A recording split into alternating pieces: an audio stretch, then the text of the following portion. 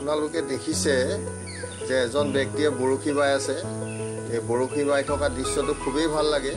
শ'ল মাছ ধৰিবৰ কাৰণে বৰশী বাইছে। তেখেতে এতিয়া গুচি গৈছে আৰু দূৰত দুজন ব্যক্তি দেখা পাব। এই দুজন ব্যক্তিও তেনেকৈ বৰশী বাই আছে। পানীখিনি দেখুৱাইছোঁ, পৰিষ্কাৰ পানী, দল, হাবি জংঘল ইত্যাদি আপোনালোকে দেখিবলৈ পাইছে। ইয়াৰ তলত শ'ল মাছবোৰ লুকাই থাকে আৰু নিশাৰ ভাগত শ'ল মাছবোৰ সাধাৰণতে ধাননি পথাৰত প্ৰৱেশ কৰে আৰু ৰাতিপুৱা খেতিয়কসকলে গৈ তাত বৰশী বাই শ'ল মাছবোৰ ধৰি আনে। আপোনালোকে দেখা পাব গাঁৱৰ পৰিৱেশ, চাৰিওফালে চাওক কি ধুনীয়া পৰিৱেশ, সেউজীয়া পৰিৱেশ, গছৰ সৌন্দৰ্য চাওক। দূৰত এডাল গছ দেখিছে, এই গছ দুডাল কি ধুনীয়াকৈ আপোনালোকে দেখা পাইছে চাওক। গছৰ সৌন্দৰ্য চাওক। আঁতৰত এখন অসমীয়া গাঁও আৰু মাজামাজি পথাৰ, মাজামাজি সেউজীয়া পৰিৱেশ।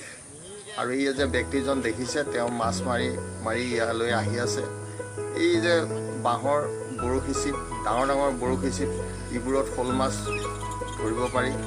আৰু শ'ল মাছ সাধাৰণতে বৰ জুৰি মাছ, গতিকে যিকোনো সূতা বা যিকোনো বৰশী চিপে ইয়াক ৰাখিব নোৱাৰে। গতিকে ডাঙৰ ডাঙৰ আপোনালোকে চিপ দেখিবলৈ পাব। The two persons are fishing there with the help of hooks. They are in the midst of the paddy field. They are doing their work and to catch the snakeheads.